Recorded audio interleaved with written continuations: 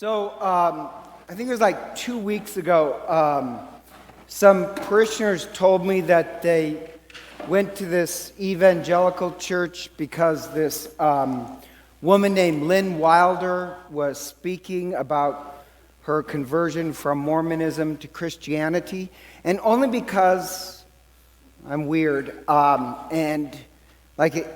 if a bunch of parishioners go to some talk, I want to know what they heard.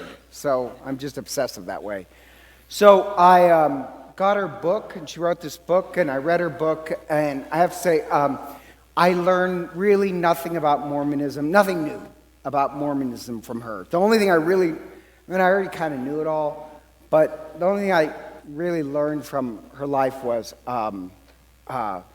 Mormon, at least women, it's a full-time job. I mean, you have a lot of church work. It's not like Catholicism, it's like an extra 20 hours a week of church work. And it's very regulated. I was just like, wow, you have no free time.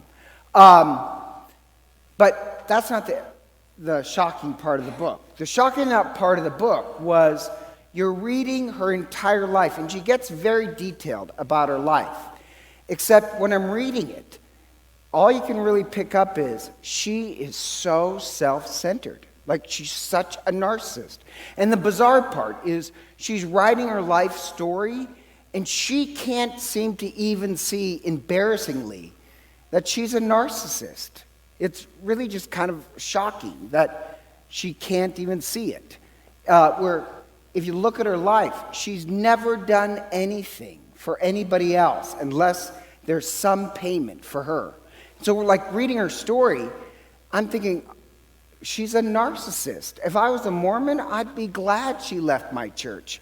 I got to tell you, just as I'm sure there's Mormon narcissists, I would believe there's Catholic narcissists too, where her whole life was about herself. And the interesting part is she said I wasn't that concerned about social justice, and she said I was always concerned, a little embarrassed because Mormons believe that, black people are cursed in their pre-existence from God, but that's okay because she only had white friends. I know, oh my God, you're an awful person. So the worst part is it's a train wreck, and I kept reading. And then, you know why she finally leaves Mormonism is because they excommunicated her son for a moral indiscretion. But here's the kicker. This is what a narcissist she is. She taught at BYU, and her husband was a high priest bishop, and he had excommunicated other people. But when it happens to her family, that's a crime. Really? You couldn't see how cruel that was? And then she says that, she stayed a Mormon because, both their financial lives were tight. She worked for BSU. He had a home business. She stopped believing in Mormonism, but financially, their jobs were tied to it, so she couldn't leave Mormonism. And she said she wanted the big paycheck and the big house and all that other stuff, so she still went to the temple and all that stuff, which is amazing, because to get into the temple, you have to kind of make this oath that you believe that Joseph Smith was a prophet. So she just lied. There's nothing admirable about this woman. So then when she leaves to Florida and moves to Florida, then she gives up Mormonism. And you're reading her story, and I'm thinking, she is such a narcissist. And the worst part is that if you're a narcissist, is bad enough. But then you mix religion with it, and you're really an awful person. Because all through the book, as much as narcissistic as she is, she uses a lot of Jesus language, but she's a narcissist. It's really this awful story. And the trouble with narcissists is that they have very little compassion for other people. And narcissists, they have low compassion, they are not generous. Believe me, they are not generous. And the other thing, in case you didn't know about narcissists, one of their other traits is they don't forgive easily. But here's a woman who never gave her whole entire life, never gave out of generosity or love. And just as an aside, in case you didn't know this, narcissism is growing in the United States, where they did this strange test, and they've done it for years, with graduating high school seniors. In 1951, 12% of graduating high school seniors said, marked that they were special. And over the years, it's only climbed up. We're now, last year, almost 90% of graduating seniors marked that they're special. 85% marked that they're more social than other people. 90% marked that they're more talented than other people. I know, isn't that amazing?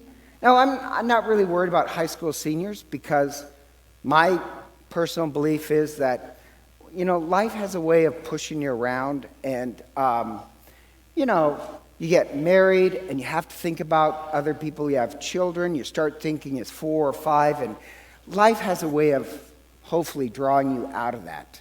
I read this article where in New York City, for the first week of September, this one high school, the theme is, it's all about you. Really? And I know, isn't that disgusting? And they're doing it to boost these high school seniors or high school students' confidence. There's a huge difference between ego and confidence. And the problem, I said, is when you mix religion with narcissism. Then you're going to have somebody who uses a lot of Jesus talk, but they're just very self-centered. And so, I'm reading this woman's life and thinking, God, I hope she never becomes Catholic. No, that'd be awful. But the opposite of a narcissist, and this is my real main point, the opposite of the narcissist is somebody who has lived a Eucharistic life. And by Eucharistic life, I mean that you've made your life an offering for something greater. If you don't, if you're just a narcissist and use a lot of Jesus language, I guarantee you, like today's gospel, and this is my point, I'll tell you now, like today's gospel, Christ will slip through your fingers. That's the problem. Jesus does this great miracle, and the people narcissistically says, let's make him Messiah because then he'll give us everything. It's all about us. And it says Christ slips away. So the opposite of a narcissist is really a Eucharistic life. And what I mean by Eucharistic life is this. If you remember the story of the breaking of the bread, it all starts with this need for food. So Jesus says to the 12 apostles, you feed them. And Philip, who's always the logical mathematician, says, well, he's actually always logical. Philip says, it would take 200 days' wages just to give them a mouthful. And then there's this little boy, and that's a key character. There's this little boy who has 5 barley loaves and 2 fish.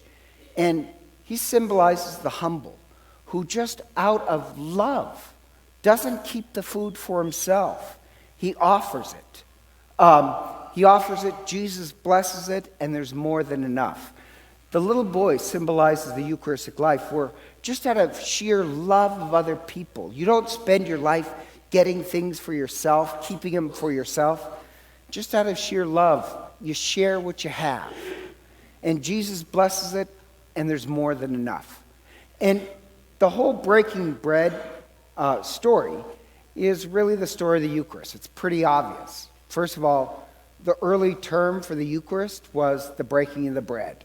That was more popular in Egypt, in the Middle East, but later centuries, the more popular word will become the Eucharist. But when you just say breaking of the bread, that's Mass. And then if you notice, it's the Passover. Jesus uses the same actions, the same verbs as the Last Supper. This is really about the Eucharist. And the idea is it all starts with this act of really making an offering of our lives. Not because we get anything, just out of sheer love and joy. And I do a lot of funerals, obviously. And I have to say, I just love some of our parishioners. They've had great lives. Last week we did Pat Burgel-Jasek, great woman who really, she just loved everyone. And so her whole life was kind of this outpouring of love where she made hats for babies and teddy bears and worked at St. Vincent's. And like she loved her granddaughters, but she loved all children. And like one of our parishioners was, this young woman was going through chemotherapy. And so Pat Burgel-Jasek calls her and says, well, do you need anything? Can I make you dinner? And she says, no. The woman says, I can handle everything. So then Pat says, because it's Halloween, says, well, do your daughters have Halloween outfits? And because of the chemotherapy, she totally forgot about Halloween. And she said, no. And she says, don't worry, I can make them something for Halloween real quick. And she came over and had their Halloween outfits. But that's just like, she was that way with everybody. Just out of sheer joy and love, she just gave. Or, I forgot to mention this. A parishioner named Jerry Rail died Friday. Him and his wife, Len, he's another one who I have to say, just out of joy, they gave to other people. I went to the Dominican Republic with them. A lot of fun, but also like hard workers. And they loved it. They loved giving and caring for other people. They went to the Dominican Republic, to Belize, and then they did this service trip in, I think, like Eastern Oregon or Eastern Washington, one of those third world countries. But why do they do it? Not because they get anything. They just love to love people. And so their whole life is this offering. And the idea is it starts with the little boy. We play the role today of the little boy, where we don't try and keep everything for ourselves so that we're taken care of. That's what this other woman did. Our life is this offering. So literally we're going to offer our lives to God. Let it be a blessing where there's this overflow of love. And that's what the 12 baskets symbolize. 12 for the descendants of the apostles. Baskets meaning more than enough. It's this, the 12 baskets means, you offer a little bit of life and love to God. Christ will bless it. And it'll be this overflow where there's enough for everyone, more than enough. There's room for everyone, 12 basketfuls. Yesterday I did a Basque wedding, and I have to tell you, I love Basque weddings, really more for the reception. Because, I like weddings, but a Basque wedding I love because there's this, they have the wedding and then 10,000 relatives show up and friends, and they go to the Basque Center, and it is crowded. And not only is it crowded, this is the part I love. You'll see this. It's crowded, and then they'll say, oh, come on. We can get one more at the table. And then, did you get fish? Did you want some rice? There's more than enough food. Like it is like 12 basketfuls. Just this idea of we have room for everybody. It's kind of what I imagine Italian weddings are like. Just overflow. Well, if I say you have a Eucharistic life, it means that you've made your whole life has been this offering of love to God. God blesses it, and it feeds a lot of people. That's a Eucharistic life. But if your view of Jesus is like this Lynn Wilder, where she said she believed that the best are blessed, and that's her little phrase, that if you're a little bit better because you're a narcissist, God's going to bless you with the big house and the big car. I consider that an empty, sad life. That really, I was amazed she had the nerve to put this in writing. It would be embarrassing. The opposite is somebody who lives a Eucharistic life. And the amazing part is that's why at the end of the story, they see that Jesus has done this miracle, and they say, oh, he must be a prophet. And then they say, he must be the Messiah, Misak, which translates Messiah or King. They want to make him the Messianic King, and then God gives us everything. And if you notice the end of the story, Christ slips away. The point being is that just because you proclaim that Jesus is the Messiah, if you're still a narcissist, the divine will slip through your fingers. What you should be is what we want to play is a little boy, where it's not a lot, but we have something to offer God. And we want God to bless it and let there be this overflow of life and love. That's a Eucharistic life.